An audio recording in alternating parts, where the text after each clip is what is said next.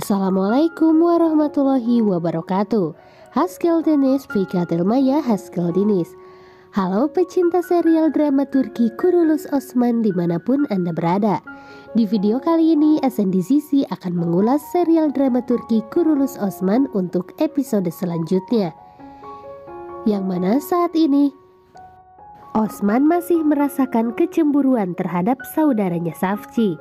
Lalu bagaimana kelanjutan ceritanya? Stay tune at SNDCC. Namun sebelum lanjut, tekan tombol subscribe, aktifkan lonceng notifikasinya dan sukai video ini.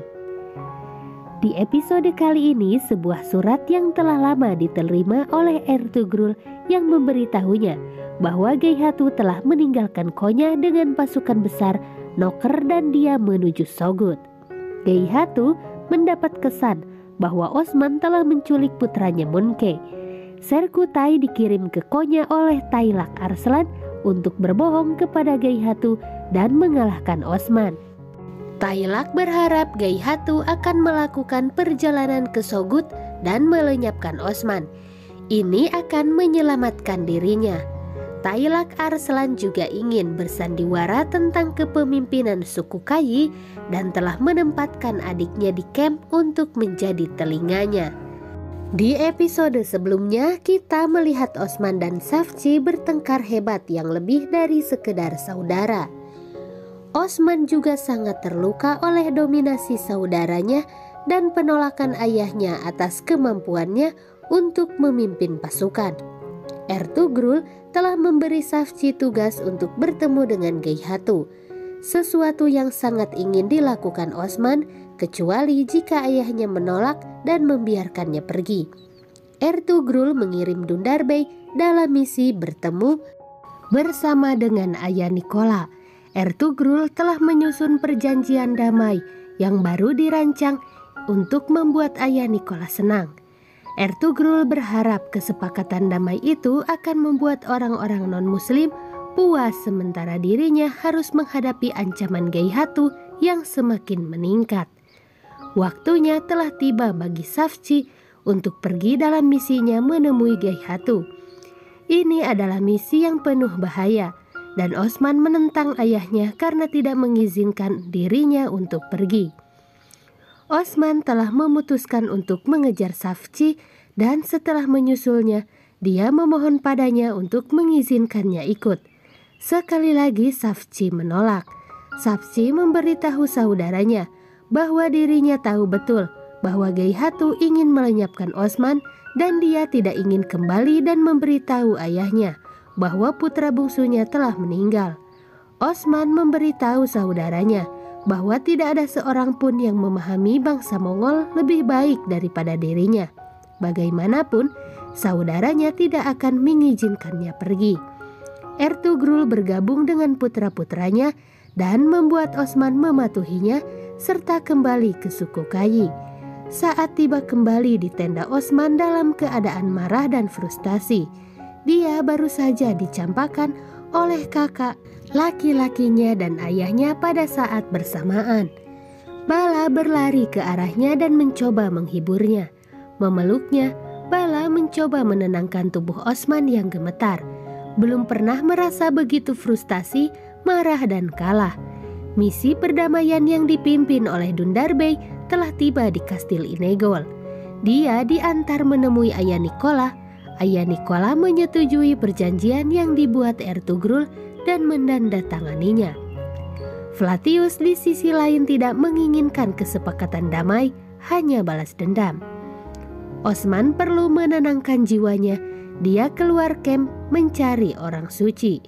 Dia mengatakan bahwa saudaranya telah pergi menemui Geyhatu yang seharusnya adalah dirinya. Osman meminta orang suci untuk membantu memecahkan masalahnya.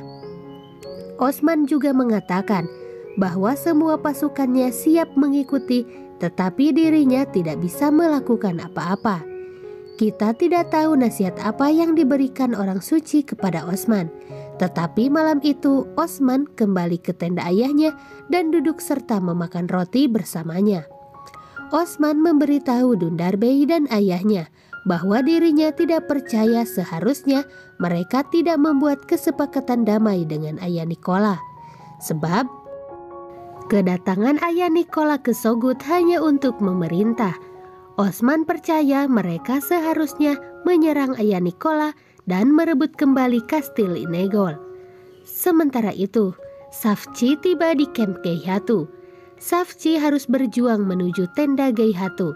Tetapi ketika Geihatu mengetahui bahwa Savci adalah putra Ertugrul Gazi, dia menerimanya.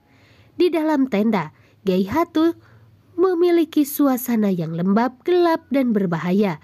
Geihatu siap menghunus pedangnya sebagai persiapan untuk menyambut tamunya. Savci memberitahu Geihatu bahwa dia memiliki musuh yang ingin menggulingkan pemerintahannya di Konya dan yang mencoba membuat masalah dengan Kayi dengan mengalahkan Osman. Atau hilangnya putranya yang disebabkan Osman itu merupakan sebuah fitnah yang ditujukan pada Osman. Savci ingin Geihatu untuk menemukan mereka dan mempelajari kebenarannya. Geihatu bertanya kepada Savci bagaimana dia tahu bahwa Konke belum meninggal.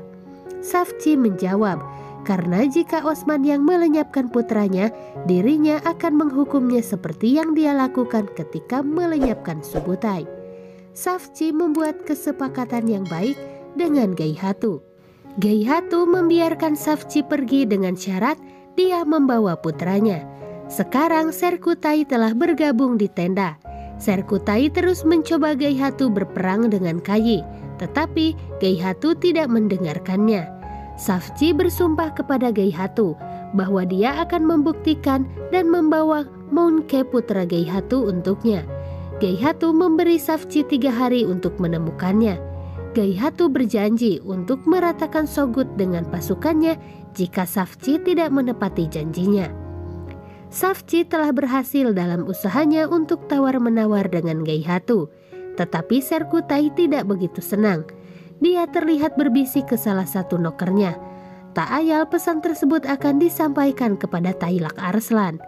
Sementara itu, di sebuah gua bawah tanah, Bamsi Bey yang telah menjadi pertapa bersiap untuk melakukan perjalanan menemui Ertugrul. Dia telah lama tidak hadir di suku Kayi. Dia sudah sangat tua dan penampilannya sangat berubah. Savci dan pasukannya disergap di jalan tidak jauh dari kamp Geihatu. Mereka bertempur, menyerang mereka, serta menangkap salah satu anggota penyerang yang ditawan. Mereka menyiksanya untuk mencari tahu di manakah Monke ditahan. Tawanan itu memberitahu mereka bahwa Monke ditahan di benteng bawah tanah di tepi pantai Laut Hitam. Savci bergegas untuk melakukan perjalanan ke Laut Hitam. Apa yang mereka lihat adalah orang suci. Osman mendengarkan dengan seksama dari balik semak-semak. Lena merupakan istri Savci. Saat berjalan dia diikuti oleh Flatius di bazar. Lena menghadang. Flatius sambil meletakkan pisau di lehernya. Lena menanyakan apa yang diinginkan di bazar. Flatius menatap matanya dan mengatakan bahwa Lena tidak berubah dan masih terlihat sama. Flatius mengaku masih mencintainya dan sangat menyenangkan dirinya meninggal di tangan Lena. Lena geram mengatakan bahwa dirinya tidak ingin melihat wajah Flatius lagi. Sementara itu, Goktuk masuk ke dalam jebakan. Dia didekati oleh seorang anak kecil yang memintanya untuk menyelamatkan ayahnya yang sedang dipukuli oleh seorang tentara Rum milik ayah Nikola. Goktuk mengikuti anak itu dan menyelamatkan ayahnya dengan melukai prajurit itu. Dalam usahanya tersebut datanglah Dundarbey yang menghentikannya dan diikuti Flatius. Seperti yang dinyatakan dalam perjanjian Ertugrul, Flatius memperingatkan Dundar bahwa jika prajuritnya meninggal maka nyawa Goktuk juga akan diambil. Dundarbey tidak punya pilihan lain selain mengirim Goktuk ke ruang bawah tanah. Osman mendengar penangkapan Goktuk dan segera pergi ke Ertugrul. Dia menentang perjanjian baru yang dibuat ayahnya dengan ayah Nikola. Osman memberitahu ayahnya bahwa perjanjian baru ini dapat menyebabkan kematian sahabatnya. Ertugrul menegur Osman karena ikut campur. Osman sangat kecewa pada ayahnya dan Osman bertanya kepada ayahnya, mengapa dia memperlakukan dirinya seperti itu. Ayahnya menjawab bahwa dirinya adalah seorang bayi dan menjadi seorang ayah tidak ada hubungannya dengan hal itu. Ertugrul memberi isyarat agar Osman meninggalkan tendanya. Tetapi jauh di lubuk hatinya, dia tahu bahwa Osman benar, tetapi dia harus mempertahankan persetujuannya demi perdamaian. Di Kastil Inegol, Vlatius mendesak agar Goktuk dihukum mati. Sebelum Osman melawan perintah Ertugrul, Goktuk diselamatkan oleh Abdurrahman Ghazi di bawah perintah rahasia dari Ertugrul. Goktuk diberitahu untuk meninggalkan Sogut dan naik kuda untuk bergabung dengan Osman Bey sampai masalah Geihatu ditangani. Di pantai Laut Hitam, Safchi dan pasukannya telah tiba di ruang bawah tanah tempat mereka diberitahu bahwa putra Geihatu ditahan. Safchi tidak bisa memastikan untuk siapa penjaga itu bekerja. Monke ditemukan terikat ketika Safchi tiba. Safchi mampu melenyapkan penjaga bersenjata yang mengelilinginya. Safchi kemudian diserang oleh segerombolan penjaga dan tetap saja Safchi tidak bisa mengidentifikasi mereka untuk siapa penjaga itu bekerja. Pertempuran brutal pecah di ruang bawah tanah. Safchi tidak sadar bahwa dia telah jatuh ke dalam jebakan. Pria yang dia pikir adalah Monke berbalik dan menyerangnya dengan pedangnya dari belakang dan meletakkan kakinya di leher Safchi hanya bisa melihat sosok Tailak Arslan. Saat masuk ke ruangan dan memberikan selamat kepada anak buahnya atas pekerjaan yang dilakukannya dengan baik. Di Kastil Kulusaisar, ayah Nikola datang meminta berdialog dengan Ertugrul.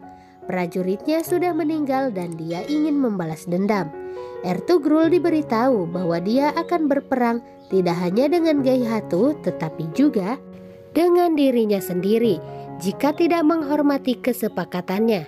Ertugrul berkata kepada ayah Nikola bahwa dirinya akan mendukung perjanjian dan membebaskan pria yang dia inginkan, tetapi juga memperingatkan bahwa jika sesuatu terjadi pada Goktuk dia akan datang mencarinya. Sementara itu, saat Osman berkendara melewati hutan sendirian, dia disergap Vlatius. Osman dikejar Vlatius dan anak buahnya. Osman dikelilingi tanpa ruang untuk melarikan diri. Dia terjebak. Vlatius telah menemukan bahwa Goktuk telah melarikan diri dari ruang bawah tanah kastil dan dia menuntut Osman menyerahkannya. Situasi Osman tidak baik. Dia hanya sendirian melawan banyak musuh. Sungguh mengejutkan. Bamsi Bey datang membantunya dengan bidikan busur anak panahnya yang hebat Bamsi Bey. Bamsi Bey menyingkirkan anak buah Vlatius dan berhasil menyelamatkan hidup Osman. Osman meninggalkan Bamsi Bey untuk mencari saudaranya Safchi. Dan episode kali ini pun berakhir sampai di sini. Baiklah Arkades, terima kasih telah menyaksikan video ini sampai akhir. Jangan lupa tekan tombol subscribe, aktifkan lonceng notifikasinya dan sukai video ini. Serta jangan lupa untuk saksikan video menarik lainnya dari channel SNDZC. SNDZC pamit, wassalamualaikum warahmatullahi wabarakatuh. See you soon and bye-bye.